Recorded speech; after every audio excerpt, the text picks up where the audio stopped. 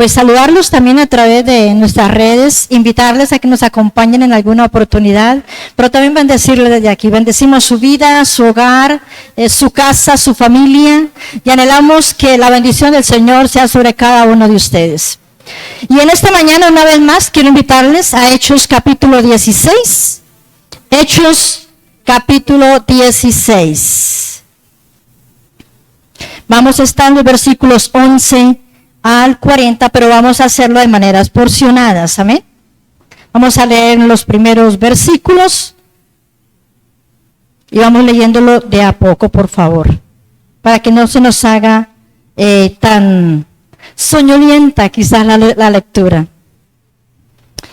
Hechos 16, versículo 11 dice: zarpando pues de Troas, venimos con rumbo a Samotracia, y el día siguiente a Neápolis, y de allí a Filipos, que es la primera ciudad de la provincia de Macedonia y una colonia.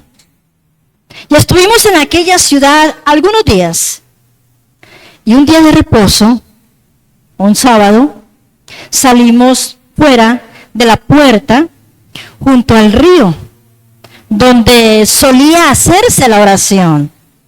Y sentándonos, hablamos a las mujeres que se habían reunido. Entonces una mujer llamada Lidia, vendedora de púrpura de la ciudad de Tiatira, que adoraba a Dios, estaba oyendo. Y el Señor abrió el corazón de ella para que estuviese atenta a lo que Pablo decía. Y cuando fue bautizada, y su familia, nos rogó diciendo: si habíais juzgado que yo sea fiel al Señor, entrad en mi casa, vengan a mi casa y posad. Y nos obligó a quedarnos. Padre, gracias por tu palabra, que la bendecimos en esta mañana, Señor, porque ella nos revela quién eres tú, Jesús, pero también se vuelve espejo para mi vida. Dame por favor hoy una actitud y un espíritu enseñable, una mente abierta y un corazón receptivo para recibir tu consejo y tu instrucción en esta mañana, en el nombre de Jesús. Amén y amén. Está iniciando el segundo viaje misionero del apóstol Pablo. En el primer viaje misionero, amados míos, fueron cerca hasta Antioquía de Siria, Antioquía de Pisidia, estuvieron en esta región. Ahora van un poco más allá, empiezan haciendo el recorrido por las iglesias de Asia, que ya habían fundamentado, que ya las habían formado, pero era necesario volver a visitarles. Y luego continúan, regresan, dan informes y vuelven de nuevo, pasan por estos lugares y siguen más adelante, predicando del evangelio. A su paso se encuentra con otras personas, como fue el joven Timoteo, recuerda la enseñanza que nos daban, como ahora va con Sila, ya no van con Marcos y con, ¿cuál era el otro compañero? Bernabé, ¿no? Ya no va con ellos, ahora va con Silas. Pablo va con Silas y en el camino se encuentran con Timoteo, el mismo al cual él escribe 2 cartas más adelante, ¿no? Y llegan a un lugar donde el Espíritu les dice: no van para allá. Van para otro lugar. A través de un sueño, el Espíritu Santo le revela a Pablo que ahora no iban para donde ellos querían, sino que tenían que ir a Macedonia. En Macedonia se necesitaba. En el sueño del cual Dios le habla a Pablo, un hombre le dice: pasen a Macedonia, pasen, vengan a Macedonia. Entonces Pablo se levanta y obedece a ese sueño que el Señor le da, ¿no? Y zarpan, dice que salen de Troas, luego van a Samotracia, y al día siguiente van a Neápolis, y luego van a Filipos. Filipos es la ciudad a la que más adelante él escribe a esa iglesia, en ese lugar, la carta a los filipenses, ¿sí? Y en esta ocasión llegan a este lugar, y como era de costumbre, el apóstol Pablo tenía que donde quiera que iba, él llegaba a las sinagogas. Pero hay algo bien especial, en Filipos no hay sinagoga, no hay un lugar donde ellos se reunían. Las mujeres dice que salían fuera de la ciudad, a la orilla del río, y allá ellas hacían su oración, allá. Y en ese lugar, entonces Pablo al ver esto sale también de Filipos a la orilla del río, y va y allá encuentra un grupo de mujeres, y él empieza a hablarles. Pero resulta que allí se encontraba una mujer. Esa mujer ya había escuchado del Señor. Y quizás llevaba mucho rato escuchando prédicas, como muchos que llevan años escuchando. Y escuchando palabra, y escuchando palabra, y recibiendo palabra, y recibiendo palabra. Y quizás Dios está hablándoles de llamado, ¿no?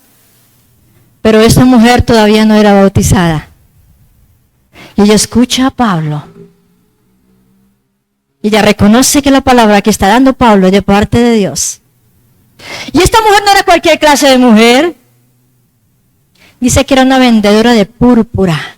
Era la tela más fina de aquella época. Era una mujer comerciante. Era una mujer que tenía su medio económico. Es más, quizás tendría hasta su empresa. Tendría muchas, quizás de esas personitas allí con ella que estaban en esta oración, quizás hasta trabajarían para ella. No, la Biblia no lo dice. Nuestros contextos y nuestros comentarios tampoco encontramos algo al respecto. Pero podría ser. Y ella está allí, con aquellas mujeres, están orando. Y justo escuchan la palabra del apóstol Pablo está predicando. Y esta mujer, como ya conocía algo, la predicación del apóstol la lleva a ser bautizada, a que se bautizara ella, pero no solamente ella, dice que también su familia, su casa. Entonces, ¿qué podemos empezar a ver? Que está mostrando Lucas en esta porción de las Escrituras. La expansión del cristianismo en Europa y la demostración del poder de Jesucristo a través de los apóstoles. Y está destacando aquí como Pablo, sus compañeros de viaje, guiados por el Espíritu Santo, llegan hasta Filipo. ¿Y qué va a pasar en Filipo? ¿Qué va a pasar con esta mujer? Porque quiero que vaya conmigo al versículo 40. De ahí mismo dice, entonces, saliendo de la cárcel, entraron a casa de Lidia. Otra vez nos está nombrando a Lidia. Y habiendo visto a los hermanos, los consolaron y se fueron. ¿Qué habrá pasado? ¿Qué pasa con esta mujer entre estos primeros versículos y este último? Vamos a mirar entonces qué sigue diciendo la Escritura. Aparte de ser una mujer que viene, se bautiza, ser una mujer pudiente, vemos el alcance del Evangelio a diferentes estratos sociales. El primero en una mujer que es una comerciante. ¿Y sabe por qué? Porque los grandes empresarios, porque los grandes administradores de empresas, porque todo comerciante necesita del Evangelio de salvación. Porque ellos también necesitan conocer a Jesús. Porque ellos necesitan ser guiados por Jesús. Necesitan la instrucción de Jesús. Necesitan conocer quién es su jefe para ellos aprender a ser jefes. Necesitan conocer a Jesús para que les enseñe aún a pastorear a sus empleados. ¿Se imagina donde todos los grandes empresarios de Colombia fueran hombres de Dios? ¿Fueran hombres temerosos de Dios? ¿Se imaginan ustedes donde grandes empresas le rindieran la primera hora del día al Señor? Amados, Colombia sería diferente. Seguro que sí. Empleados serían vistos de una forma diferente y aún los empleados verían a sus jefes de una forma diferente. Vivimos en un tiempo, amados míos, donde todo es imposición. Donde yo soy el jefe, yo soy la autoridad máxima y aquí se hace lo que yo diga. Y es como yo lo digo, ¿sí? Y muchos pueden decir, es que si no lo hago así, pues me van a pasar por la galleta y perdónenme la expresión. Pero donde hay un verdadero jefe temeroso de Dios, todo a su alrededor es diferente. Desde la cabeza va a empezar, amados míos, a derramarse esa presencia del Espíritu Santo. ¿Cuántos quisieran que sus jefes fueran hombres de Dios? ¿Cuántos quisieran que sus autoridades verdaderamente fueran hombres y mujeres que le temieran a Dios?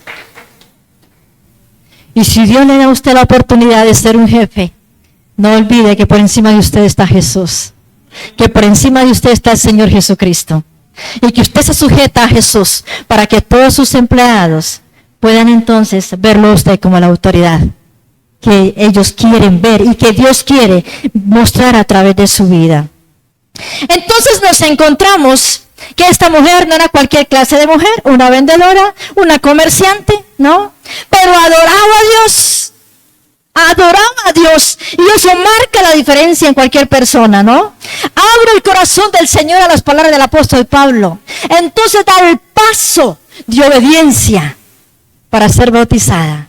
¿Sabe que muchas personas llevan años en la iglesia, congregándose, escuchando palabra, recibiendo instrucción, y no han dado el paso para obedecer al Señor del bautismo? Muchos están esperando a ser santos para poder dar ese paso. ¿Y qué equivocados están? Porque para poder, amados míos, empezar el proceso de santificación, tenemos que empezar obedeciendo al Señor. Y el primer paso es el bautismo. La fórmula que le da Jesús a sus discípulos es ir, predicar el Evangelio. ¿Y qué más? Bautizando y enseñando. Cuando ustedes y yo conocemos a Jesús, cuando ustedes y yo recibimos a Jesús, ¿qué es lo que tenemos que hacer? Empezar a obedecerle. Y empezar a obedecerle, dar esos pasos de obediencia, el bautismo. Y el Señor se encarga del resto. Yo no puedo esperar a ser diferente de un día para otro para poderme bautizar. No. Yo empiezo obedeciendo al Señor. Yo empiezo obedeciendo al Señor. Y en el obedecer empieza el proceso de santificación en cada uno de nosotros. ¿Cuántos lo creen? Gloria a Dios. Y lo hemos vivido. Creo que todos los que estamos aquí bautizados hemos experimentado lo que Dios ha estado haciendo en nosotros. Me bauticé en el 2002, un 10 de junio. No se me ha olvidado. ¿Llevo cuántos años? 22 años de haberme bautizado. Y duré 3 años para tomar la decisión. Pero en parte era porque yo vivía en unión libre con el papá de mis hijas.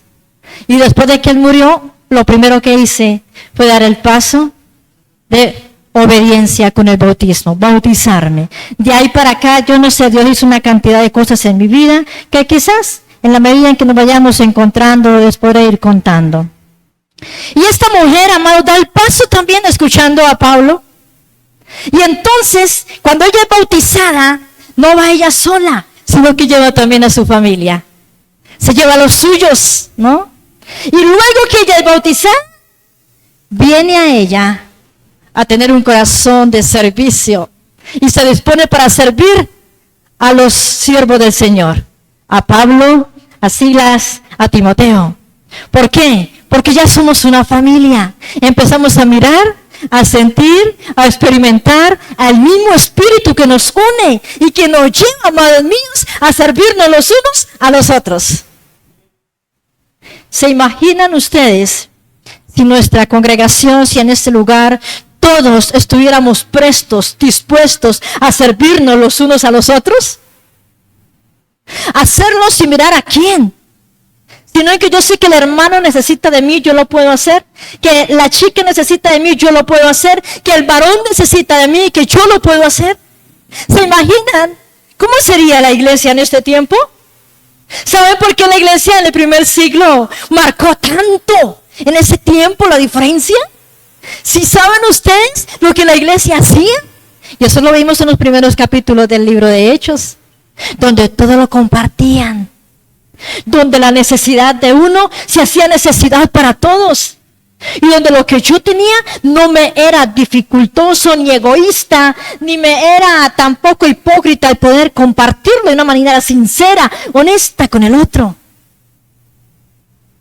Pero estamos viviendo los tiempos donde el yo aún está por encima de cada uno de nosotros. Tengo que velar por mí. Tengo que velar es por mí, por mí, por mí y por mí. Los demás, nada que ver, ¿verdad? Eso es lo que estamos viviendo en estos tiempos. Pero la iglesia tiene que empezar a reconocer la necesidad de levantarnos, amados míos, y empezar a funcionar con el diseño original. El de preocuparnos, el de querer servirle al otro sin esperar nada a cambio. Nada parecido con las grandes élites políticas del momento, que si le dan a usted un empleo, usted les tiene que devolver a ellos también dinero. Eso se llama corrupción. Y en un creyente no puede existir eso. En un verdadero hijo de Dios eso no puede darse. Eso no es testimonio. Eso no viene de Dios. Hasta donde la corrupción, la maldad, el pecado del mundo ha impregnado aún a los grandes siervos del Señor. Que si quieren que oren por ustedes les tienen que dar una ofrenda. Que si quieren que les visite, usted les tiene que pagar. No, amados míos, tu vida y mi vida es una vida que debe de ser de servicio, servir al otro. Y es lo que vemos en Lidia. Ahora les está diciendo el apóstol, si ustedes creen que yo soy fiel al Señor, no se pueden ir sin ir a mi casa. Voy a hospedarlos, quiero que se queden en mi casa.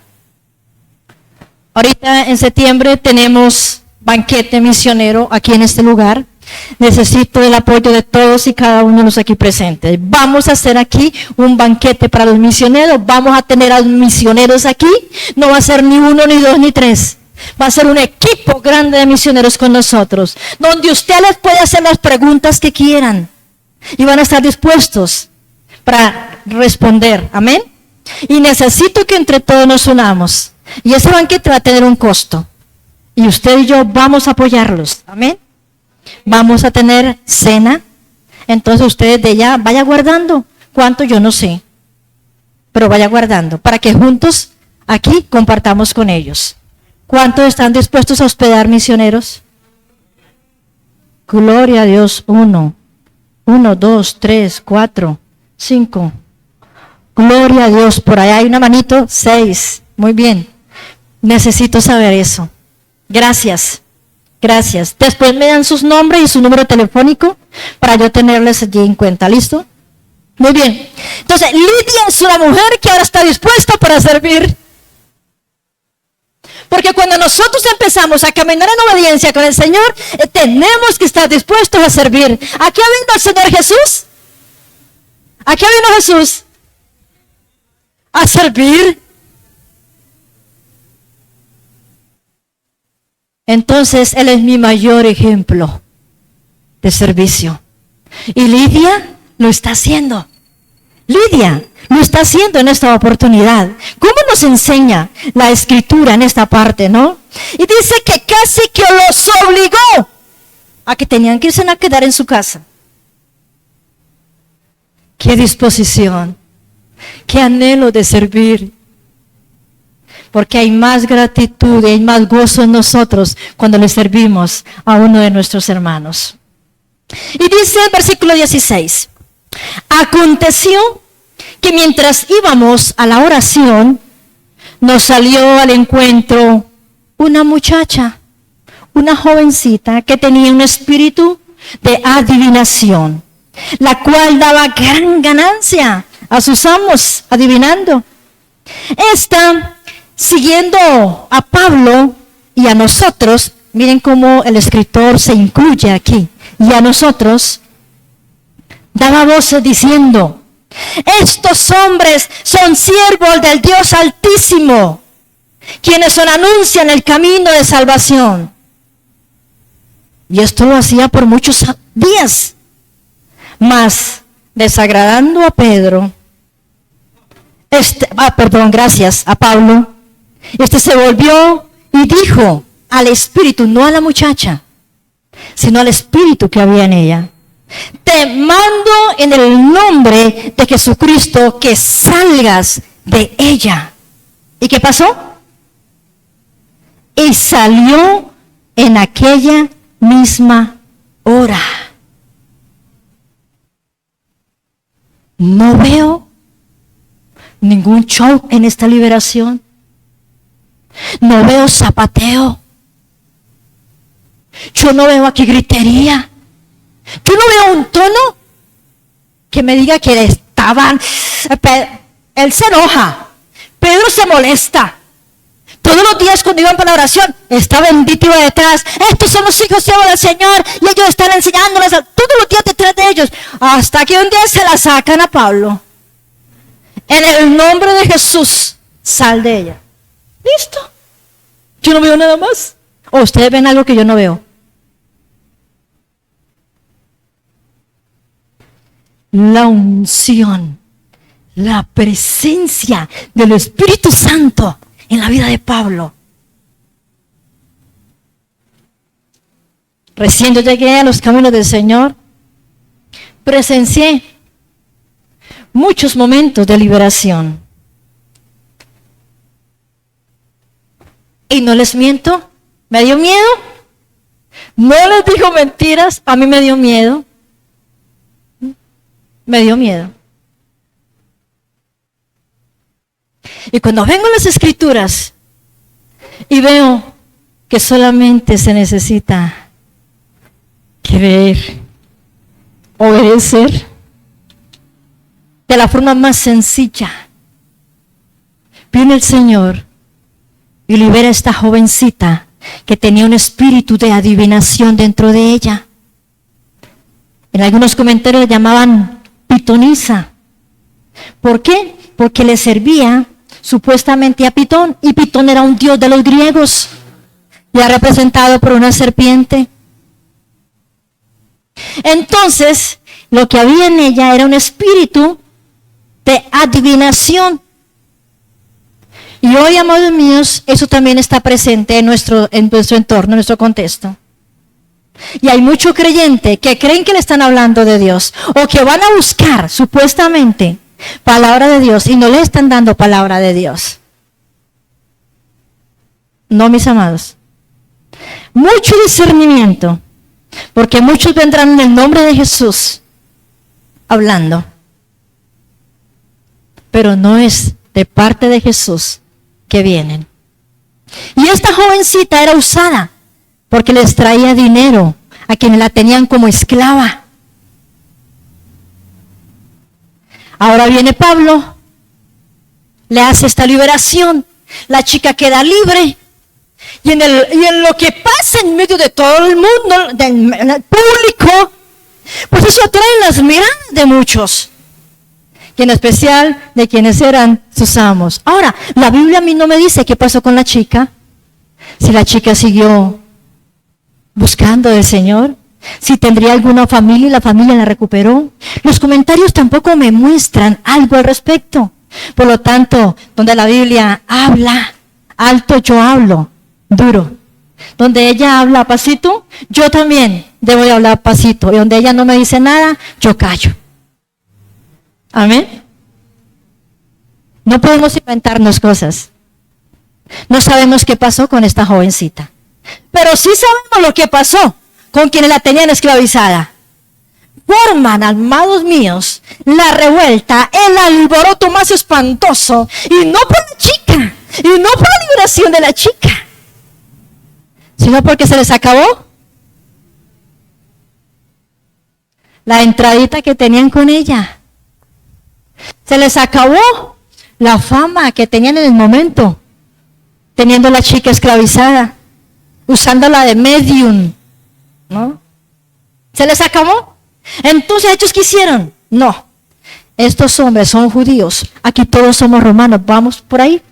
Pues forman la alborota, toman a los apóstoles, a Pablo y a Silas, y los cogen y los llevan ante una comunidad que era autoridad, ante los magistrados, y le dicen que ellos Son unos hombres que están alborotando la ciudad. La están congestionando con esa doctrina que están enseñando ahora. Porque esa doctrina que ellos están enseñando no es ni siquiera para los romanos, porque ellos son judíos. Eso es solamente los judíos. No tienen por qué venir aquí, que somos romanos, a traer esas doctrinas. Como detrás de eso estaba el que se les había acabado la fuente de ingresos que tenían. Entonces, ¿qué hacen los magistrados? ¿Qué hacen los magistrados? Todos romanos se enojan, se ponen furiosos delante de toda esa comunidad que estaba y cogen a los discípulos y les rasgan las ropas, les rasgan sus vestiduras y luego ¿saben qué hacen? A vara los golpean, los martirizan. Les han dejado su espalda ensangrentada. Los han insultado, los han humillado, los han vituperado. Y como si fuera poco, le dice al carcelero, tome a estos hombres, llévenselos a lo más profundo de la cárcel. Y allá amárralos al cepo. ¿Qué era el cepo? Era algo que había en el centro de unos calabozos muy diferentes a los que tenemos hoy. Porque las prisiones allá eran la mayoría debajo de cloacas, debajo de cañerías de inodoros. ¿Sí? ¿No voy a entender? Debajo, por donde pasa todo el mugre de la ciudad, allá debajo eran las cárceles. Ese era el olor, esa era la fragancia que eran las cárceles subterráneas. Y las más profundas, imagínense que los amarraban allí de los pies. Ahí tenían ellos que hacer todas sus necesidades. Allá no habían baños. Y Pablo y Silas están con sus espaldas golpeadas, heridas abiertas, dolor, ardor, y están allí en el cepo, amarrados de los pies, haciendo sus necesidades allí mismo. El mal olor. ¿Y cómo se pone una herida? Cuando el medio no ayuda a sanar, donde no hay ni aire. Si usted estuviera allí, ¿usted qué diría y qué haría?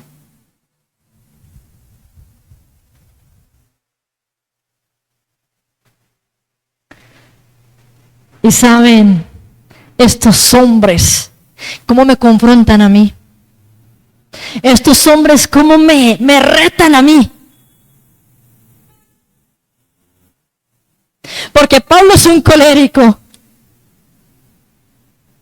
Y Silas debe estar entre un sanguíneo o quizás un flemático sanguíneo, no sé, algo así. Porque el colérico siempre tiene arriba la autoridad y es el que, cierto, manda. Y para que alguien esté bajo ellos tiene que tener como un temperamento un poquito más bajito al de allá. Yo no me imagino a un Pablo, yo soy una sanguínea. Mi reacción frente a algunas circunstancias de la vida son bruscas. Yo reacciono fuerte. Aun cuando el Señor ha moldeado mucho en mí. Y ustedes me ven así, como toda pacífica y todo eso. Pero mi temperamento sanguíneo me lleva a responder a algunas situaciones fuertes. Entonces tengo un Pablo que es colérico. Hasta aquí llego. Que Jesús ni que nada. Miren cómo estoy. ¿Dónde estoy? Allí con Silas. ¿Cómo sería el enojo? ¿Cómo serían las palabras que saldrían del corazón de Pablo al verse en la situación en que está? Si usted fuera Pablo, ¿usted qué diría?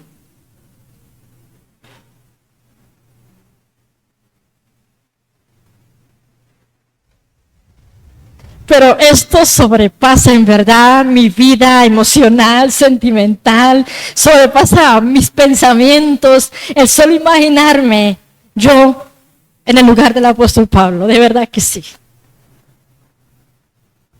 Ora, canta, adora, con el dolor en su espalda, desesperante, ardor en sus heridas. Ni siquiera se queja. No veo ni una expresión de queja aquí. Y yo no he pasado por eso. Y muchas veces me he quejado delante del Señor.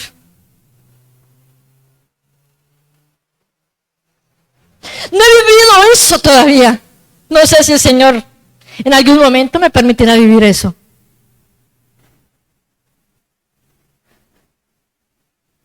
Y a veces me desanimo.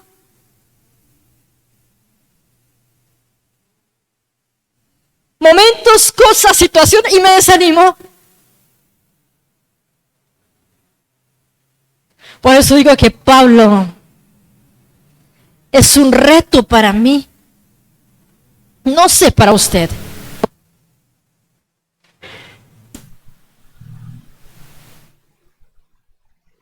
Canta.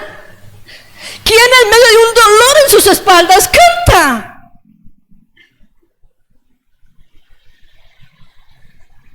¿Cuántos de ustedes lo han hecho? Porque a mí me ha costado muchas veces cantar en medio de un momento difícil.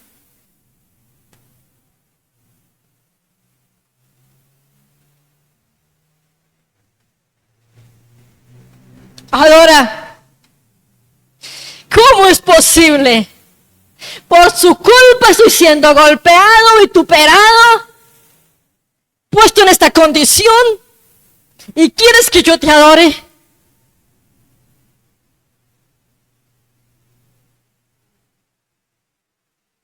Pablo adora, Silas adora,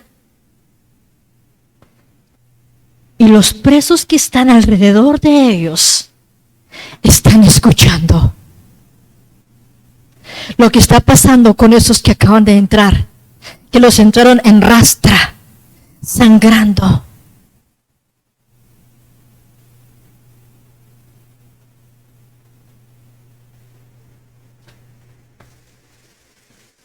Ninguno de los misioneros que nosotros apoyamos en este momento y los que están por salir,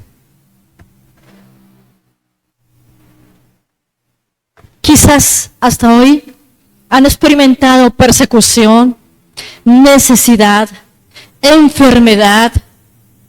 Han experimentado, amados míos, abandono de muchas iglesias que no volvieron a aportar para ellos. Pero ellos siguen creyendo que Dios los llamó. Y ustedes y yo empezamos a dudar si seguimos o no seguimos los pasos de Jesús.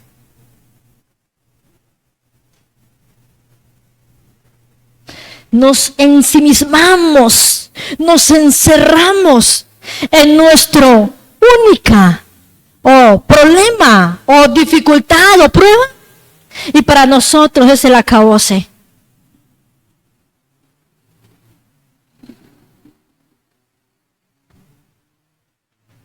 Y noten que no hemos vivido ni siquiera la mitad de lo que estos hombres vivieron.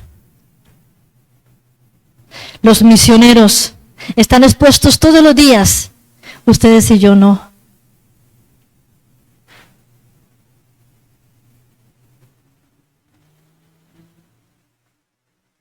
Y Dios en su infinita omnipresencia, poder, interviene en lo que está pasando. ¿Y qué permite? Un tremendo terremoto. Se da un terremoto en aquel lugar. Dice que fue tan fuerte, las puertas de esos lugares se cayeron, y esos cerrojos en aquella época eran dueños cerrojos. Y como si fuera poco, todos los presos quedan sueltos, las cadenas son liberados de las cadenas. Es una intervención de Dios en lo que está sucediendo. Yo no sé cuántos experimentaron el temor, el susto del terremoto. Yo lo viví. Y duré por tiempos, amados míos, duré por meses que en mi calzado, el calzado que yo tenía en ese tiempo, ese ruido de la tierra quedó grabado allí. No sé, yo me colocaba ese calzado y yo sentía ese ruido que hizo la tierra en esa ocasión. Ahora, un terremoto abajo de la tierra, ¿qué podrá uno experimentar? Pero hay dos hombres de Dios que habían estado, ¿qué cosa? Orando. ¿Saben? El verdadero poder del cristiano, como dice, sí, señores, esta es en la oración, como lo dice el salmista. El verdadero poder del cristiano está en la oración. Porque solamente el que ora ferviente, en ese está el poder del Señor. En la oración. Tan poderosa la oración de estos hombres, estando en el cepo, en una cárcel subterránea, y en la condición en la cual están, que el Señor toma su intervención. Imagínense ustedes el carcelero. Si un carcelero de aquella época dejaba escapar uno de esos presos, él tenía que pagar con su vida. A él lo mataban. En nuestra época, el IMPEC, cuando se vuela un interno, a los funcionarios los ponen envueltas, los ponen en problemas. Y si ellos han tenido que ver, también ellos van a la cárcel. En aquella época, los mataban. Y el carcelero parece que estaba durmiendo porque él se despierta. El terremoto lo despierta. Y cuando ve, ninguna de esas cárceles tiene puertas. Todas se han caído. Y los presos no los ve. Él automáticamente lo que dice, estoy muerto, primero me voy a matar, yo antes de que me maten. Toma la espada para matarse. Y Pablo logra verlo. ¡No lo hagas! Aquí estamos todos. Oh Dios.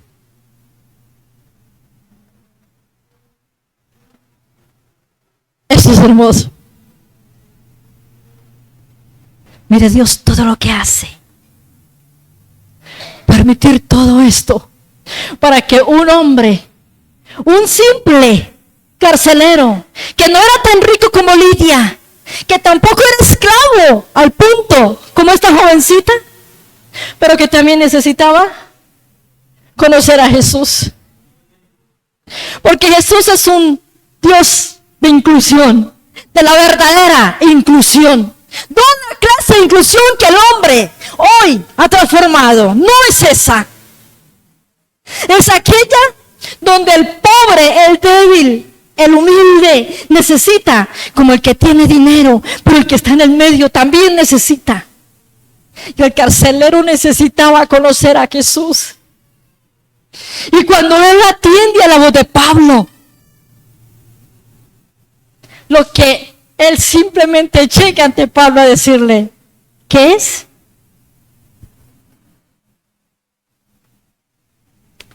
¿Cuál es la pregunta que le hace este hombre a los discípulos? Versículo 30. ¿Qué debo hacer para ser salvo? ¿Qué debo hacer, señores, para ser salvo? Porque él sabía qué clase de personas eran las que tenía allí presas. ¿Y cuál fue la respuesta?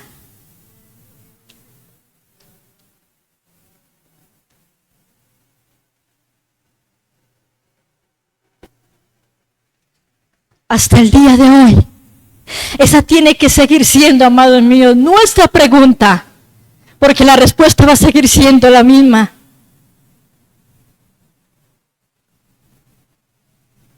¿Qué debo de hacer yo, Señor? ¿Qué debo de hacer yo hoy?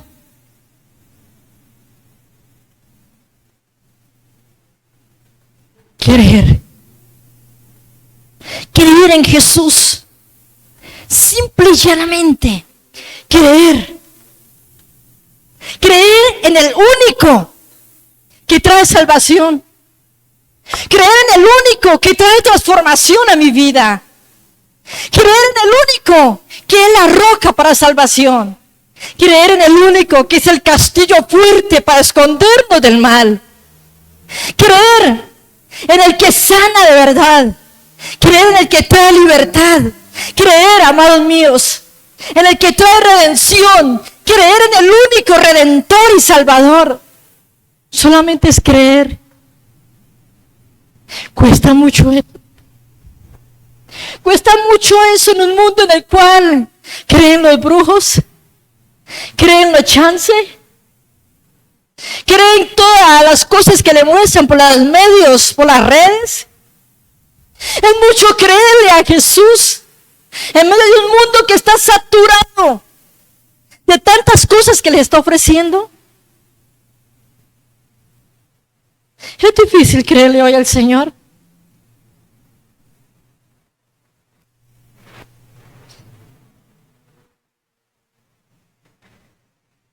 ¿Cómo se está perdiendo nuestra juventud? ¿Cuánto necesitan ellos de Jesús? ¿Cuánto necesita esta generación conocer a Jesús? ¿Cuánto necesitan esos jóvenes, esos niños conocer a Jesús? ¿Cuánto necesitan esos jóvenes allá afuera conocer a Jesús?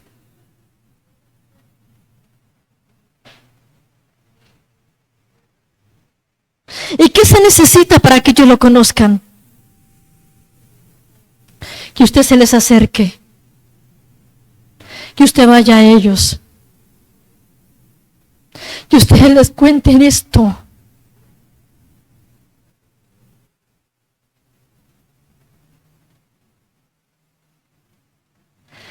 Lo único que necesitamos es a Jesús, ¿sabe?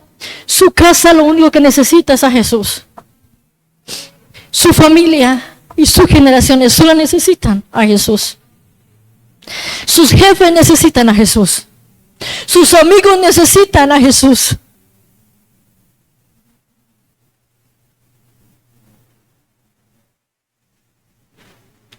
El mundo necesita de Jesús. Y ustedes y yo sabemos cómo contarles y mostrarles a ese Jesús. Pero ¿sabe qué ha pasado?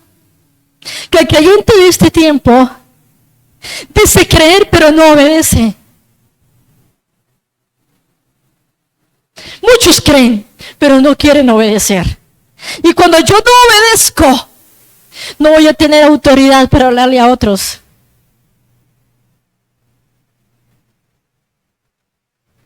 Si yo no estoy dispuesta a obedecer la palabra del Señor, a seguir sus lineamientos, a seguir su consejo y sus instrucciones, sino a decir que yo creo en Jesús, yo creo en Él, creo en lo que vino a hacer en la cruz, pero me cuesta obedecerle.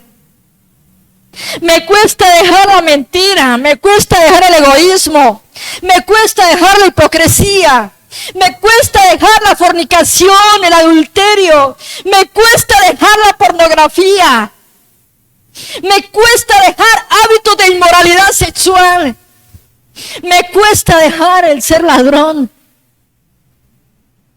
me cuesta, amados, servir. A mí me cuesta dar de lo que Dios me da. A mí me cuesta hasta ofrendar y diezmar. Yo no puedo con eso. Podemos decir que creemos, pero si no le obedecemos.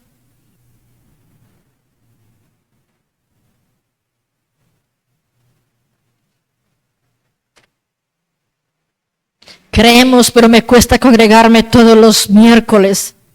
Ir a los ayunos cada 15 días. Ir al culto cada 8 días me cuesta. Porque tengo otras prioridades.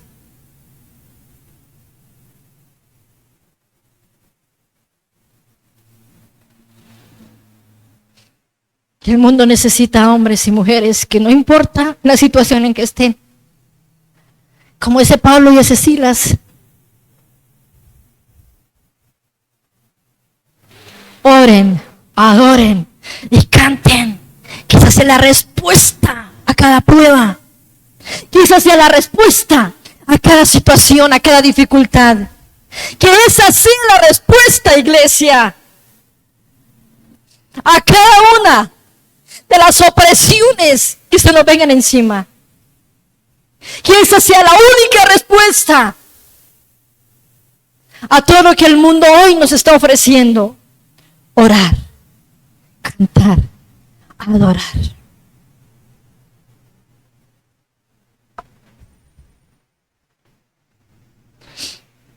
Yo veo como el Evangelio tiene un alcance que ni ustedes ni yo imaginamos. Va a los empresarios como Lidia, va a mujeres y hombres esclavos en un mundo espiritual de maldad y abuso también. Pero también va a hombres como el carcelero. ¿Saben las prisiones sí que necesitan de Jesús? Y es raro que en una prisión se escuche oración, alabanza al Señor. Porque de que usted entra a una prisión, lo que escucha es canciones de dolor, canciones que dañan más el alma, la destruyen más que el que está en prisión. Uno entra a una cárcel porque por muchos años fui a visitar a mi esposo y también fui a visitar a mis hermanos.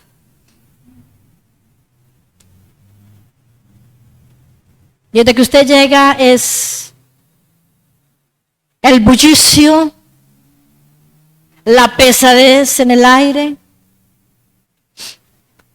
Y los grupos que buscan de Dios son muy reducidos. Y pues se tienen que hacerlo en medio de ese alboroto, en medio de ese bullicio. Ellos allí dicen que lo único que les ayuda a despejar su mente, porque no tienen a Cristo en su corazón. Porque muchos allá han escuchado, pero no todos han ni recibido ni obedecido. Las cárceles necesitan de Jesús. Necesitan de su oración, de mi oración, para que la luz le llegue a ellos. Hay unos lugares en los cuales todos los internos se dispusieron a seguir a Jesús.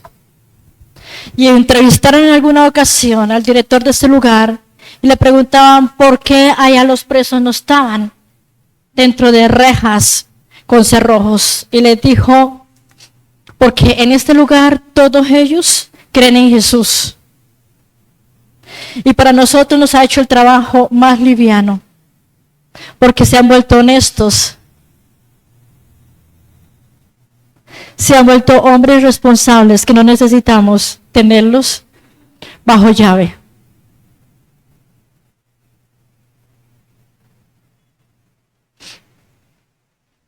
Estos lugares necesitan de la luz del Señor.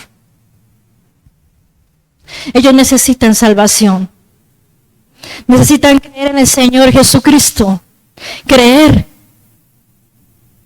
para que le sigan y le obedezcan. ¿Saben? El carcelero obedeció de manera inmediata. Él dijo, ¿qué debo de hacer? Los apóstoles le dijeron, cree. Todo lo necesario para salvar a una persona, creer en Cristo. Y dice que fue salvo él, y no solamente él, también su casa. Hay muchos cristianos que se parecen al joven rico. ¿Recuerdan ustedes al joven rico? También vino y le hizo una pregunta muy parecida al Señor Jesús. Muy parecida a la del carcelero. Maestro bueno, ¿qué haré para heredar la vida eterna? En Lucas 18 usted encuentra esta porción. ¿Y qué le faltaba a este varón? Tenía todo. Jesús le mostró que tenía que hacer. Le dijo, no, yo todo esto lo cumplo. Desde niño lo cumplo todo. Estoy bien. Entonces el Señor le dice, entonces ve y vende todo lo que tienes. Repártelo. Y esa alegría que tenía él porque todo lo cumplía, de pronto pasó a...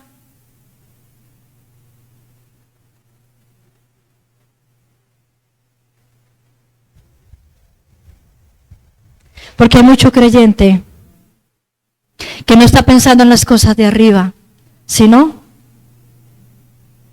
en las cosas de abajo. Que no está buscando adquirir riquezas allá, sino aquí. Y aquí todo es pasajero. Y todo lo que es de aquí tiene un final, mas todo lo que es de allá es eterno. Vive para siempre. Y ustedes y yo fuimos creados para vivir en una eternidad, con Cristo o sin Cristo. Todos fuimos creados para vivir en una eternidad, con Cristo o sin Cristo. Y usted escoge hoy. El obedecer le va a llevar a vivir con Cristo. Pero el hacer su voluntad y buscar las cosas para vivir aquí, le va a llevar a una eternidad sin el Señor.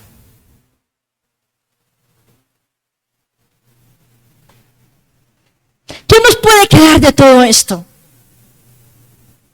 La importancia de la obediencia a la dirección del Espíritu Santo. Seamos sensibles a la voz del Espíritu Santo. Cuando Él nos diga, no haga eso, no lo hagamos. Cuando Él nos muestre que no es por ese camino, por favor, tomemos el otro. La importancia de la oración y la adoración.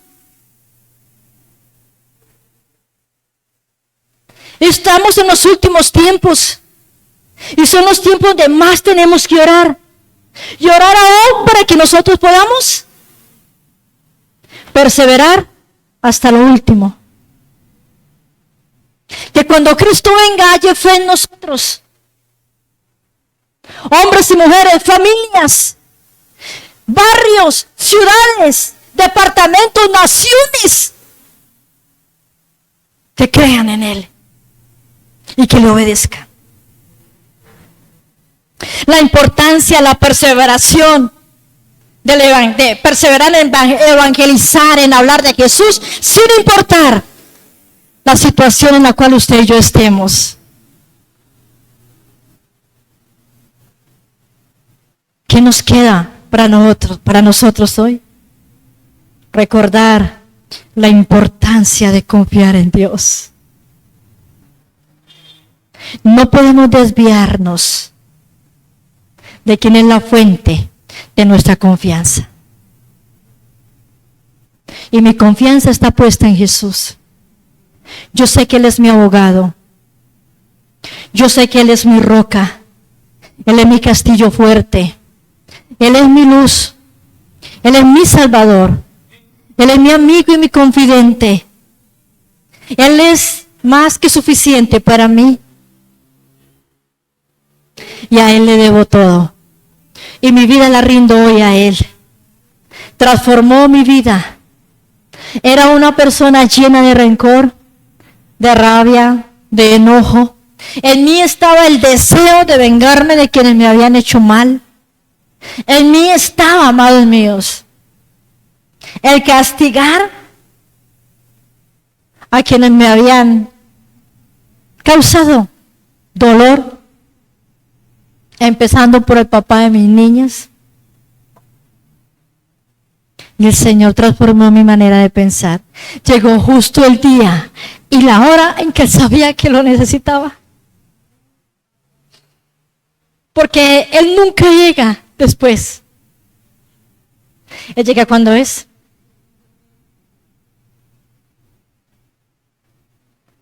Y Él es más que suficiente. Él es más que suficiente.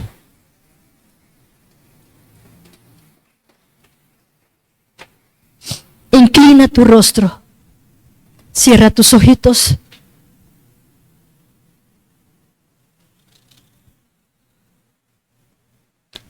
Espíritu Santo, Yabahandi kibikai kindi ribai sabakai. Hanai kibikai kibikaya. Hani kibibai babahandi diribai sabakai. Kindi bikahana nai rababakaya. Oh Dios, mi alma te alaba.